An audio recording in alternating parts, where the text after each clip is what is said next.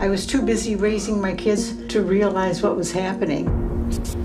Certain rooms of the house were off limits. I would go over and you'd see like 30 boxes covered with a sheet. And I was like, what's that? He's like, it's nothing. We don't tell anybody about this. That was it for 40 years.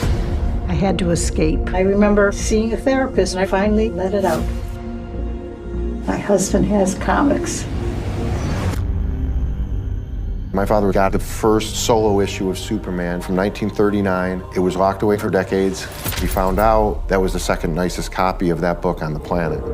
That book could easily go for $3 to $4 million.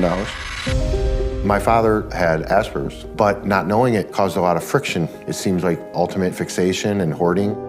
He kept collecting and needed more space and more space and more space. You have no idea how oppressive he can be. He was constantly neurotic about the security of the collection. We have each of them humidity controlled, climate controlled, multiple layers of security.